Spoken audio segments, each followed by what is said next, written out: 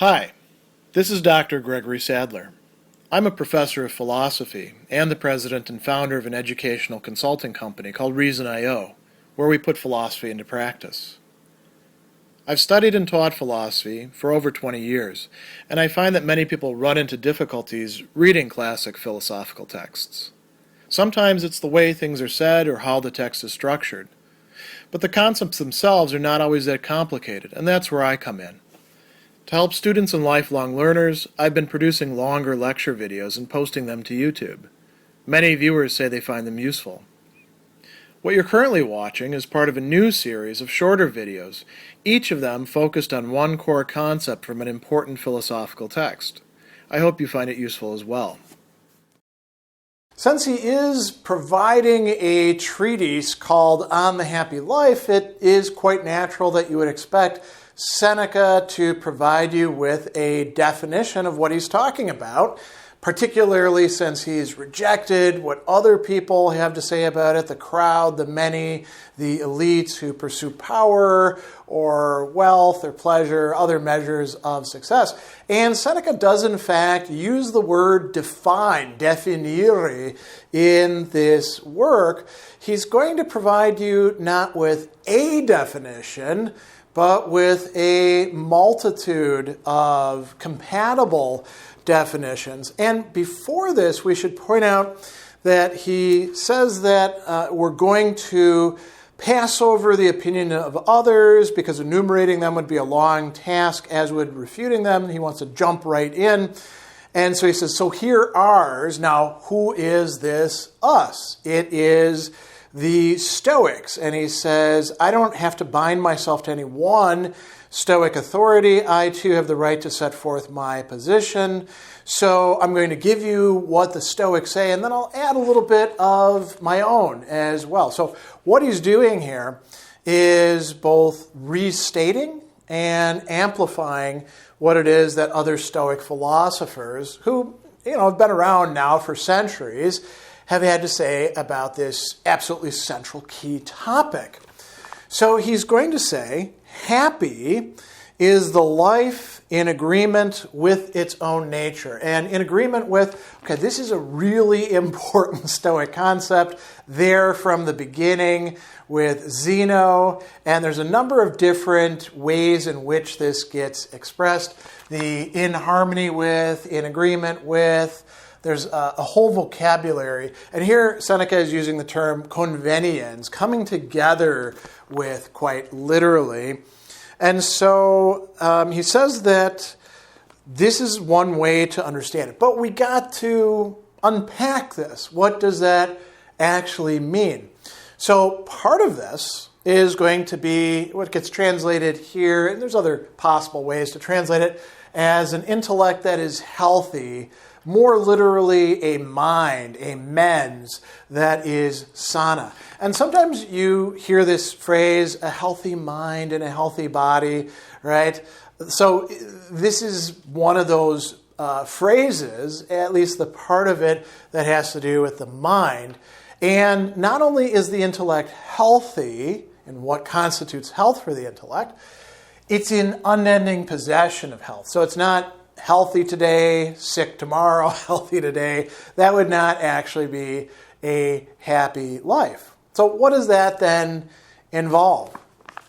So he talks about the mind being strong and energetic, vehemens in Latin for the energetic, enduring nobly, even better translation, more literal translation, enduring beautifully, pulcherrime, right? Pulcher means beautiful. So enduring nobly, patiens, dealing with things. This is, by the way, part of courage for the Stoics. Fitted, apta, to the times. This may, in fact, tie in with the Stoic conception of what temperance is about, because when we unpack temperance, it isn't just about moderating bodily pleasures. It is about having things fitting, decorum, that sort of thing. And then he says, without anxiety for the things of the body, right? So it's not as if you totally dismiss the body. You're going to take care of it, but you're also not allowing yourself to get too drawn into that, caring for the body and for the things that pertain to the body without anxiety. Also, attentive to, diligens, paying attention to, diligent you can get from this, the other things that equip life, that give us what it is that we need, without admiring, admiri, any of those things, being dazzled by them, you could say, and ready to use the gifts of fortune and not be their slave. So we've got the focus on the mind, right? We've got the virtues coming in, at least implicitly here. We're going to get that a bit more in just a bit. And we have that the good life isn't one without a body or without external things, but it's not beholden to them. It doesn't put its happiness there, and it uses those things well, in a prudent way. So again, virtue is tied in there. So that's one way of defining what the happy life would in fact consist in. He goes on and he says, you understand even without my adding it, once things that either provoke or terrify us have been expelled, there follow unending tranquility or freedom. So that's what they want. Then, just after that, Seneca is going to say, our good can also be defined, definire, in a different way or ways. And he's got this metaphor of an army. So he says the same proposition can be grasped with different words, different terms. Just as one and the same army is spread out more widely one moment, compacted more tightly the next, no matter how it has been ordered, it has the same strength and same will to stand up for the same cause. So the definition of the higher good can sometimes be spread out and extended, and other times compressed and collected into itself. And so he's going to give us a whole set of definitions following this. Each of these definitions is defining the same thing. What the happy life, the fully good life is for us human beings. And you notice it's going to have a lot of the same ground, same elements, but they're going to be arranged in somewhat different ways. So the first one that he tells us is the mind looking down upon things of fortune. And that looking down is tied in with another one of the sub-virtues, magnanimity, great souledness, which is a part of courage for the Stoics, right? And then he says, joyous in virtue, right? And this is going to be a very important part that we're going to talk about a little bit later, this sense of joy, laetitia, that is so key to the happy life. So joyous in virtue, in having virtue, in exhibiting virtue, in cultivating virtue, in seeing virtue in others, right? All of that sort of rolled into this. He gives you another definition that's a little bit longer. The mind's undefeated strength, well versed in the ways of the world, calm, placida, in action. And then notice what else? With much humanity, humanitas, and concern, cura, for those with whom it is in contact with or connected with. Conversantium, those that literally you are in conversation or relationships or connections with. This is really quite interesting, isn't it? It's no longer just about I'm a single person looking down on those things of fortune, got my virtue in me. Integral to the happy life for Seneca is our connection with others. We need to be displaying humanitas, humanity, towards them, or we're not really going to be happy. We have to have care for them as well. We can't just say, well, I'm a Stoic. I got my Stoic things that I'm doing. You're on your own, Jack. No, that's not the case. We are connected with other people. So that's part of this definition.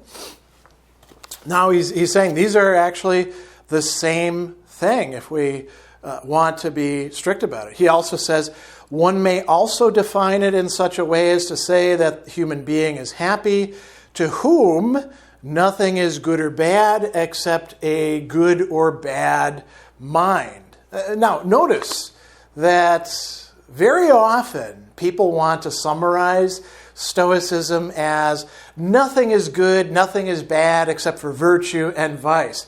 Seneca isn't just saying virtue and vice here. He's saying a good or bad mind. You say, well, of course, a mind is either virtuous or vicious, so it's just shorthand for that. Well, that's not what he's saying here, is it? And, if you look at actual Stoic authors, you're not going to find too many of them saying virtue is the only good. They'll say virtue and things that participate in virtue, as Epictetus will say. And Seneca will say the mind is, in fact, good or bad. The mind is what has virtue. So nothing is good or bad except a good or bad mind. He goes on and adds to this, the person will be a cultivator of the morally good, the honesti. They will be contentum, with virtue, so that virtue is enough for them. And we're going to talk about that a little bit later on in the text. Is virtue really enough for happiness? And neither buoyed up nor broken by changes in fortune. So, their money, their health, their other relationships, their honor or social status, their seeming success or not, their celebrity or fame, none of those things are going to affect them as happy or unhappy. They will be in the same state no matter what happens there.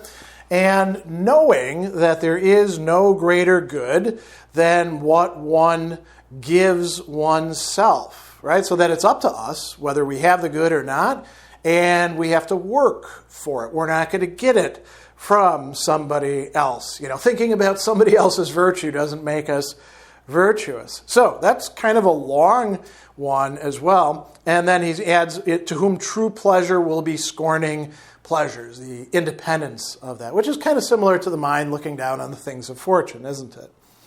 And he goes on and says, what prevents us from saying, and here we get yet another addition, what prevents us from saying the happy life is a free, upright, fearless, and stable mind? So those four different things that probably overlap with each other to a bit. Placed beyond fear and beyond desire, cupiditatem, right? To whom the only good is what is morally good. The only bad thing, it's translated here as disgrace. And you could say the morally bad, the turpitudo, right? The word that we get turpitude from, which is an old-fashioned way of saying badness, fundamental badness, and holding the rest to be essentially valueless. He says the rest are a worthless swarm of things that neither subtract anything from the happy life nor add anything to it, coming and going without any increase or diminution of the highest good.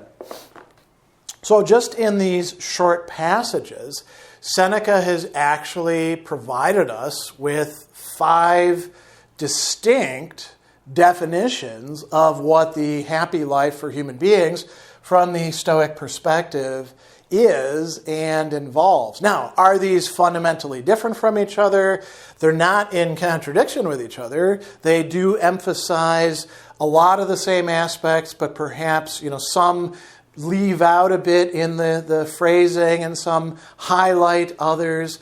But they all more or less are covering the same basic ground, aren't they? So again, this metaphor of the army expanding itself, contracting itself, depending on what its mission is, that's a metaphor for what these definitions are doing. And notice that Seneca himself, totally fine with taking things from the Stoics, totally fine with rephrasing it in an idiom that will appeal to his contemporary reader, and we can understand here in our present as well. So what we're getting here is a whole set of complementary and compatible definitions of what the Stoics think the happy or good life is.